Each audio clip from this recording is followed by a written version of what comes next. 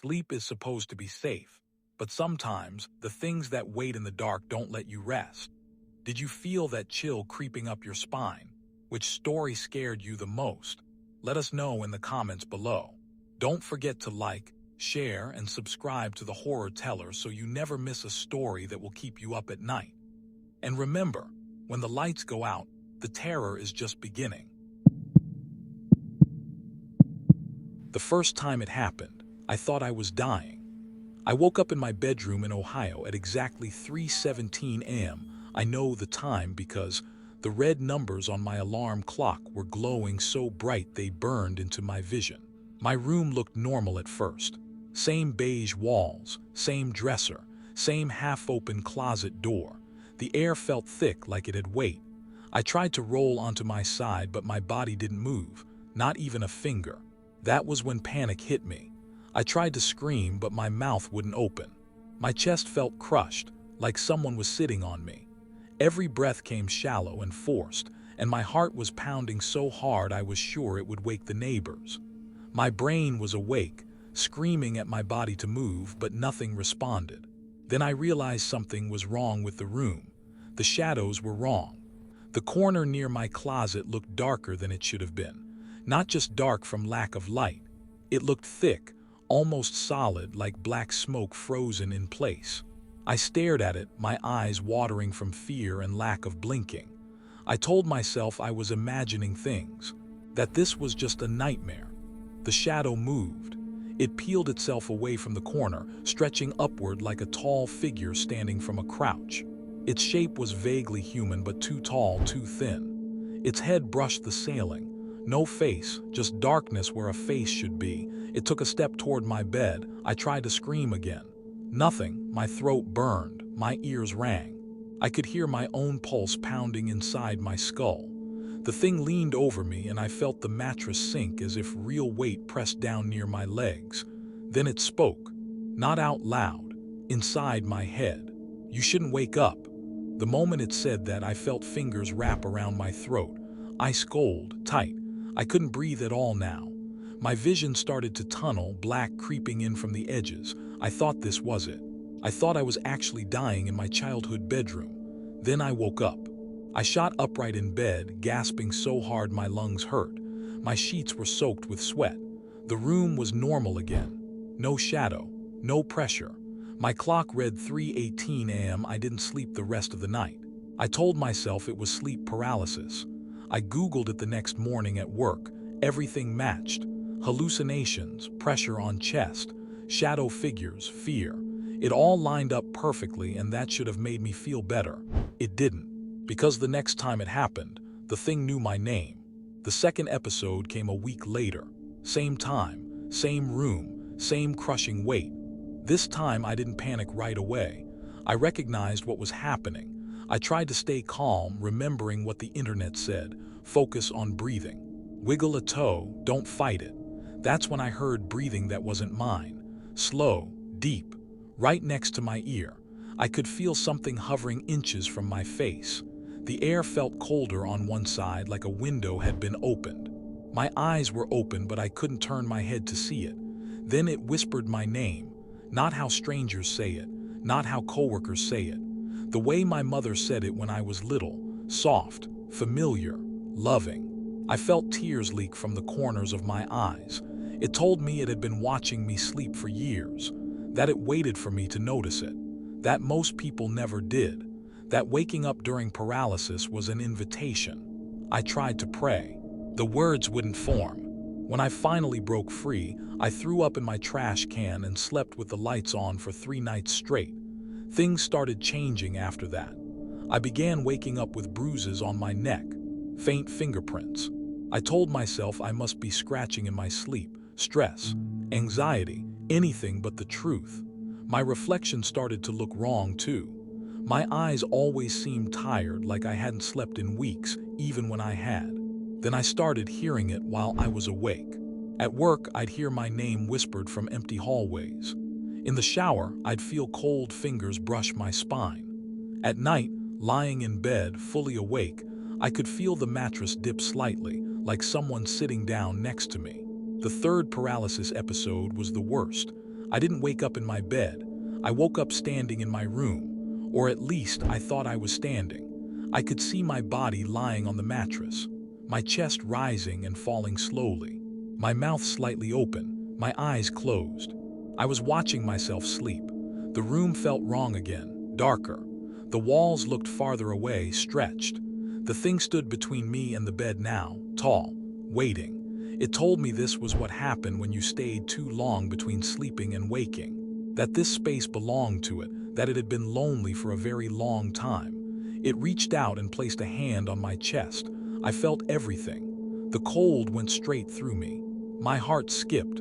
My vision shattered like glass. I slammed back into my body, screaming myself awake so violently I fell out of bed. I moved out 2 weeks later. New apartment, new city, new bed. I thought changing environments would help. For a while it did. No episodes, no shadows, no whispers. Then one night, half asleep, I felt the mattress dip. I didn't open my eyes. I didn't need to. It leaned close and whispered that moving didn't matter, that it wasn't tied to the room. It was tied to me. That every time I slipped into sleep paralysis, I opened the door wider. It said one day I wouldn't wake up at all. I still get sleep paralysis. I feel it waiting when it happens. Patient, close. I never open my eyes anymore. I never listen. Because the last time I did, it was already inside my body, breathing for me.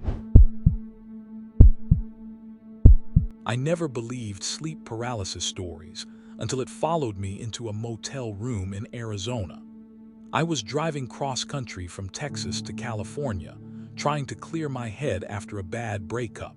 Around midnight, exhaustion hit me hard and I pulled off the highway near a desert town I don't even remember the name of. One flickering neon sign advertised vacancy. I didn't care how it looked. I just needed sleep. The motel room smelled like dust and old cigarettes. The carpet was stained, the curtains barely blocked the streetlight, and the air conditioner rattled like it was struggling to stay alive. I locked the door, checked under the bed out of habit, and collapsed onto the mattress fully clothed. Sleep came fast and heavy. I woke up staring at the ceiling. At first, I thought I was just disoriented. The hum of the AC was louder than before. The air felt dry and tight in my lungs. I tried to sit up, but my body didn't respond. My arms felt glued to my sides. My legs were numb. That familiar dread crawled into my chest. Sleep paralysis. I told myself to stay calm. I'd heard about this before. Hallucinations, fear response, nothing real. I focused on my breathing, shallow and uneven, counting each breath like it would save me. Then I noticed the bathroom door was open. I was sure I had closed it before lying down. The light inside the bathroom was on now, casting a long yellow strip across the floor. The mirror reflected nothing but darkness. I stared at it, my eyes burning, waiting for my body to wake up. Something stepped into the light. At first I thought it was a person. A man maybe, tall, broad shoulders. Then it moved closer and I realized it was wrong. Its limbs bent too sharply. Its head tilted at an angle no human neck should allow. Its skin looked stretched tight over its frame, like it didn't quite fit. It stood completely still, just inside the bathroom doorway. I tried to scream. Nothing came out. It began walking toward the bed. Each step was slow and deliberate, like it wanted me to watch. The floor didn't creak. The sound of the AC faded until the room felt silent and suffocating. I could feel my heartbeat in my throat. When it reached the foot of the bed, it stopped. Its face came into view. There were no eyes, just smooth skin where they should have been. Its mouth was too wide, pulled into a grin that stretched nearly to its ears. Dark fluid dripped from the corners of its lips and splashed silently onto the carpet. It climbed onto the bed. The mattress sank under its weight. The springs groaned. I could feel the vibration through my back. It crawled closer, its movements jerky, unnatural, like a puppet being dragged by invisible strings. It leaned over me. The smell hit first. Rot, metal, something sweet and spoiled. Its mouth opened wider, and I felt warm breath wash over my face.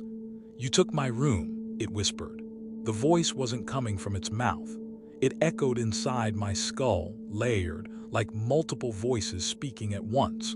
My chest tightened as invisible pressure pinned me harder into the mattress. It placed a hand on my chest. Its fingers were long and cold, pressing deep, like they were sinking into my ribcage. I felt pain flare, sharp and real. My vision blurred as tears streamed down my temples. I tried to pray. I tried to beg. I tried to move even a single finger. It lowered its face inches from mine and opened its mouth impossibly wide. Inside was nothing but darkness, stretching far deeper than it should have. "I never checked out," it said. Suddenly, it slammed its mouth over my face. Everything went black. I woke up screaming. I shot upright so fast I fell off the bed, gasping and clawing at my face. My heart felt like it was going to explode. The room was quiet except for the AC. The bathroom light was off. The door was closed. I sat on the floor for a long time, shaking. I checked my phone. 3:11 a.m. I didn't sleep again that night. I waited until sunrise and left without checking out. I didn't look back. I thought that would be the end of it. The next night I stayed at a nicer hotel near the California border. Clean room, bright lights, new mattress. I told myself the last experience was just stress mixed with exhaustion, a one-time thing. I was wrong. I woke up paralyzed again, staring at a different ceiling. This time the pressure on my chest was immediate, heavy, crushing, like something had been waiting for me to fall asleep. The air felt thick, hard to pull in. My eyes darted around the room, panic rising. The closet door was slowly opening. I heard the sound of fabric brushing against fabric, like something sliding across hanging clothes. A shape emerged from the darkness, unfolding itself piece by piece. It was the same thing, same eyeless face, same twisted grin. But this time it was closer. It leaned down until its mouth hovered right above my ear. "You don't belong where you sleep," it whispered. I felt fingers wrap around my throat, not squeezing, just resting there, reminding me it could. I woke up with bruises the next morning. Finger-shaped, purple and yellow, real. I drove straight to a hospital. The doctor said stress can cause vivid hallucinations, that sometimes the body reacts physically to intense fear. He suggested rest and hydration. That night, I slept in my car. I didn't get sleep paralysis. I thought maybe beds were the trigger. Rooms, enclosed spaces. I kept driving, sleeping only in short bursts, afraid to let myself rest too deeply. Eventually, exhaustion won. I passed out in a rest-stop bathroom, sitting upright against the wall. I woke up unable to move. The fluorescent lights flickered above me. The smell of disinfectant burned my nose. I could hear footsteps outside the door. Someone coughing. Someone laughing. The thing crouched in front of me. Its grin was wider now. "You keep taking what isn't yours," it said. It leaned closer and pressed its forehead against mine. I felt a jolt of cold surge through my body. Images flooded my mind. Motel rooms, hotel beds, people sleeping, people screaming silently. I understood then. It wasn't following me. It was attached to the act of sleeping. When I woke up screaming on the bathroom floor, a security guard was shaking me. He asked if I was okay. I couldn't answer him. My throat hurt too much. I haven't slept in a bed since. I take short naps sitting up, lights on, doors open. Even then, sometimes I feel pressure on my chest. Sometimes I smell rot. Sometimes I hear it breathing close to my ear, waiting for me to lie down again, waiting for its room back. Story 3. The man who stood in the doorway. I was 16, the first time sleep paralysis tried to kill me. I lived in a quiet suburban neighborhood in Michigan, the kind where nothing ever happened and everyone knew each other's dogs.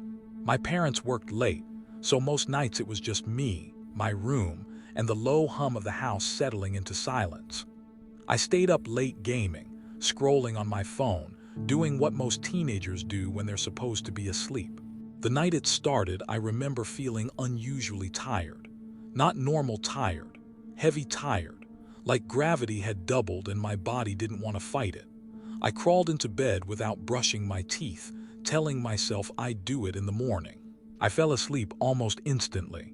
I woke up staring at my bedroom door. It was open. That alone wasn't strange. I sometimes slept with it cracked. What was strange was that I couldn't move.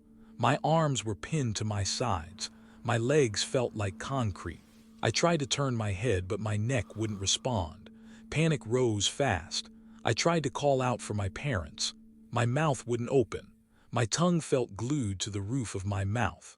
My chest felt tight, like something heavy was pressing down on it. That's when I saw him. A man stood in my doorway. He was tall, so tall his head nearly brushed the top of the doorframe. He was completely still, like a shadow cut out of the darkness. I couldn't make out his face, but I could tell he was looking directly at me. I told myself it was my imagination. Then he stepped into the room. His movements were slow and deliberate. Each step made no sound. The hallway light behind him didn't touch him at all, like light refused to land on his body. The closer he came, the darker the room felt. He stopped at the foot of my bed. I could feel my heart slamming against my ribs. My breathing became shallow and frantic. Tears filled my eyes as I tried desperately to move even a finger. He leaned forward. That's when I saw his face. There were no eyes, just deep, hollow sockets filled with darkness. His mouth hung open slightly, stretched too wide like his jaw wasn't attached correctly. His skin looked dry and cracked like old paper pulled too tight. He tilted his head. "You can see me," he said. His voice wasn't loud. It wasn't angry. It was calm, almost curious, like he just discovered something interesting. He climbed onto my bed.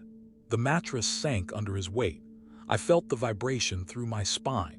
He crawled closer, placing his hands on either side of my head. His fingers were long and bony, digging into the mattress inches from my face. The pressure on my chest intensified. I felt like my ribs were being crushed inward. My vision blurred. Black spots danced at the edges of my sight. I thought I was about to pass out or die. He leaned down until his face hovered inches from mine. "You're not supposed to wake up," he whispered. Suddenly, I could move. I jerked upright, screaming so loud my throat burned.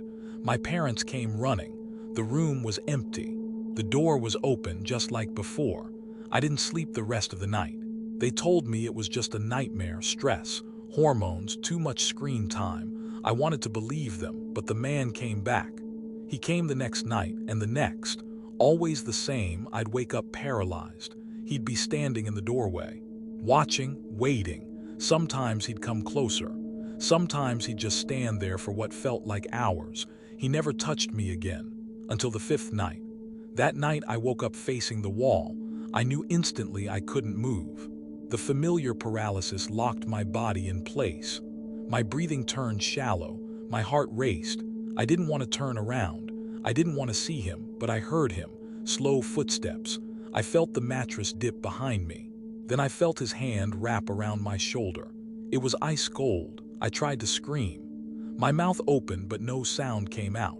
His grip tightened, his fingers digging into my flesh. I felt pain, sharp and real. "You're getting better at waking up," he said. I felt his breath on the back of my neck. "Soon you won't need to." I woke up choking on my own scream. There were bruises on my shoulder the next morning, finger-shaped, deep purple.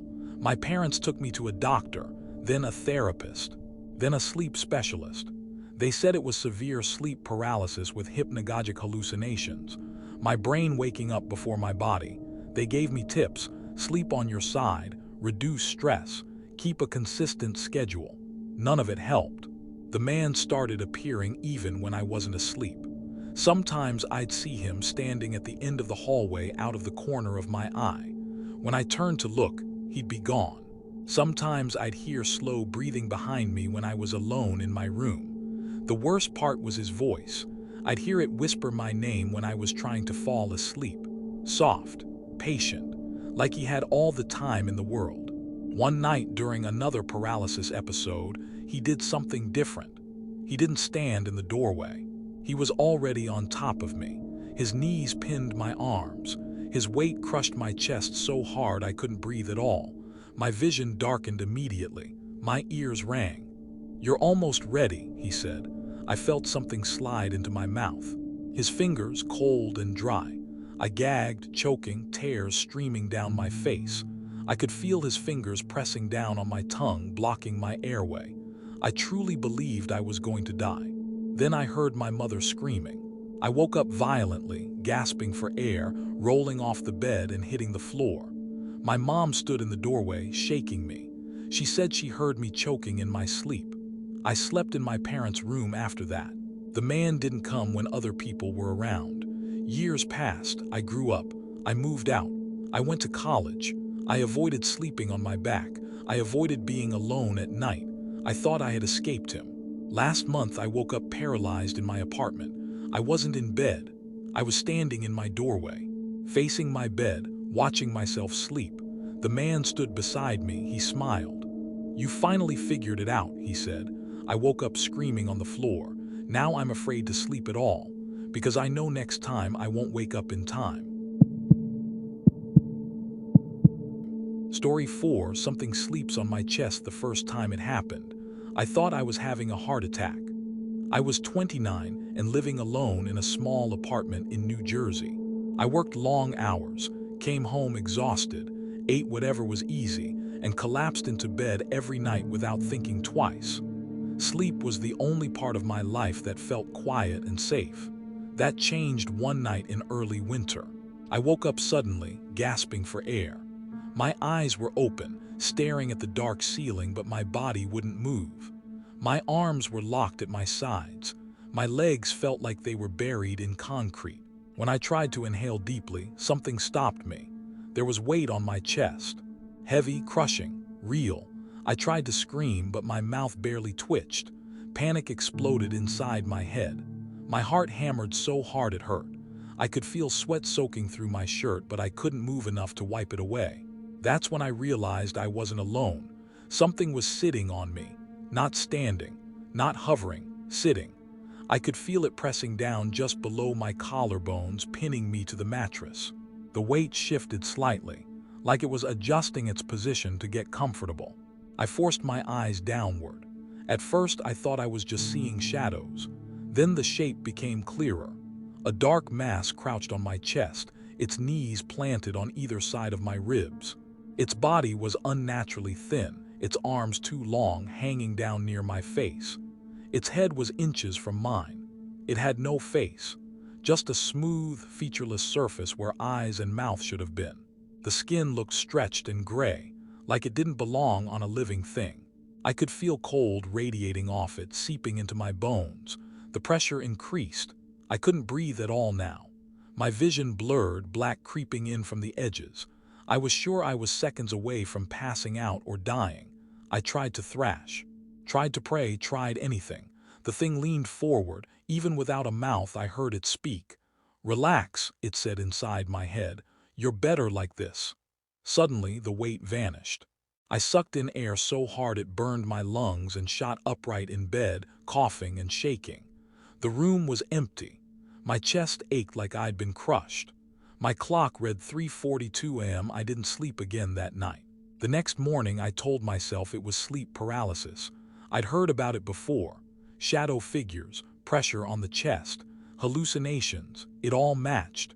Knowing the explanation helped at least a little, until it happened again.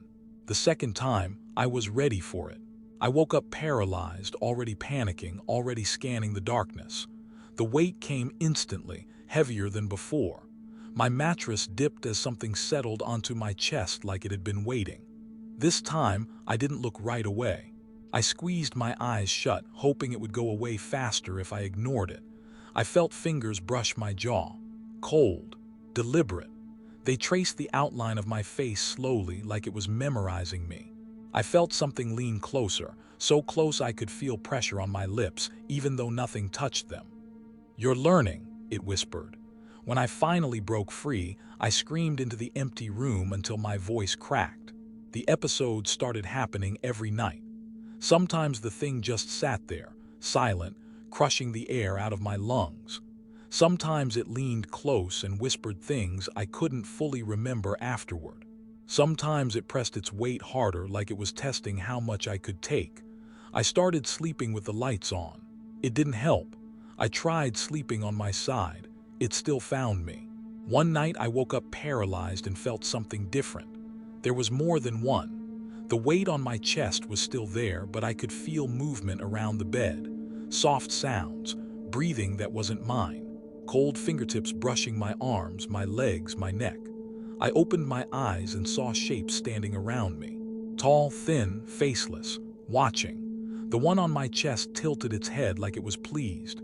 "You're popular," it said. I woke up screaming and fell out of bed, hitting the floor hard enough to leave bruises. That morning I noticed marks on my chest, faint, reddish impressions like handprints that had pressed too hard for too long. I stopped sleeping in my bedroom after that. I tried the couch, then the floor, then sitting upright against the wall. It didn't matter. As soon as I fell into deep sleep, it came back. I started dreading nighttime. The lack of sleep made everything worse. My thoughts felt slow and heavy. Shadows looked wrong during the day. I caught myself nodding off at work and panicked every time my eyes closed. One night, during another episode, I felt something new. Hands wrapped around my wrists. They pulled my arms upward, stretching them painfully above my head. The pressure on my chest intensified until my ribs felt like they were bending inward. I couldn't breathe at all now. The thing leaned down until its faceless head was inches from mine. "You don't need this body," it said. "You don't use it well." I felt something peel away from me, a sickening sensation like being pulled out of my own skin. Suddenly, I was looking down at myself from above. My body lay frozen on the mattress, eyes wide, mouth open in a silent scream. The thing sat on my chest just like before. I realized then what it wanted. It wasn't trying to kill me. It was trying to take my place. I slammed back into my body, waking up choking and sobbing. The next day, I went to a priest. I wasn't religious, but I was desperate. I told him everything. He listened quietly, then suggested stress, sleep disorders, professional help. He gave me a small cross anyway. That night, I clutched it in my hand as I fell asleep. I woke up paralyzed. The thing was on my chest again. It laughed. The sound echoed inside my skull, sharp and cruel. I felt the cross slip from my fingers as my hand went numb. "You don't believe," it said. "That's why I fit." The pressure became unbearable. I felt something tear inside my chest, a deep, aching pain that made my vision explode into white. When I woke up, it was morning. I was lying on my bedroom floor. My bed was untouched. I checked my chest in the mirror. There were no marks, but something was wrong. My reflection blinked a second too late. Sometimes when I lie down at night, I feel the weight again. Sometimes when I wake up, I'm not sure if I'm the one who woke up. And sometimes when I breathe, it feels like someone else is breathing with me. Story 5, I let it finish. I used to think fighting sleep paralysis was the right thing to do. Every article, every video, every doctor said the same thing. Stay calm, try to move, focus on breathing, break free as fast as you can. For years, I did exactly that, and every time, it only made things worse. The night I stopped fighting is the night everything changed. I was living in a small house in rural Pennsylvania, surrounded by woods that went silent after dark. No traffic, no neighbors close enough to hear you scream. I worked night shifts, so my sleep schedule was already messed up. I was used to waking up in the middle of the night, disoriented and half awake. That night, I went to bed around 2 a.m. I woke up almost immediately. My eyes snapped open, staring into the darkness, and I knew before I even tried to move that I was trapped. My body was completely paralyzed, arms useless, legs dead weight, my breathing shallow and uneven. There was pressure on my chest, not crushing, not painful, just enough to remind me something was there. I didn't look at first. I'd learned that lesson the hard way. Seeing it always made things worse. The fear fed it. I stared at the ceiling and tried to stay calm. Then it spoke. "I wondered when you'd stop pretending," it said. The voice came from everywhere at once, low and close, like it was speaking directly into my skull. My heart rate spiked, but I forced myself not to panic. I slowly shifted my eyes downward. It was sitting on my chest. It looked almost human this time. Pale skin stretched over a thin frame. long arms resting on its knees. Its face was wrong, though. Its eyes were too large, too dark, and its mouth hung slightly open like it was always in the middle of breathing. It tilted its head and studied me. "You're tired," it said. I was. Exhausted didn't even begin to cover it. Years of broken sleep, fear, and dread had worn me down. I felt hollow, like something inside me had already started to give up. The pressure on my chest increased slightly. I felt my breath shorten, my lungs struggling to pull in air. Panic flared instinctively, but I pushed it down. I didn't fight. I didn't struggle. I let it happen. The thing noticed. A slow smile spread across its face. "That's better," it said. The room felt colder, heavier. The shadows deepened, stretching along the walls like they were alive. The thing leaned forward, placing its hands flat against my chest. I felt something shift inside me. Not pain, release. My body grew numb. Not just my limbs, but my thoughts, my fear, my sense of self. The panic faded, replaced by an eerie calm. The pressure on my chest became comforting, like being held down by something that knew exactly how tired I was. "You don't have to wake up anymore," it whispered. I felt myself sinking, not into the bed, but away from my body. The ceiling blurred. The room stretched and twisted. Suddenly, I was standing at the foot of the bed, looking down at myself. My body lay motionless, eyes open, chest barely rising. The thing sat on me, just like before. Up close, I could see details I hadn't noticed. The way its skin moved slightly, like it was breathing through pores. The way its fingers pressed gently, possessively into my chest. It looked up at me.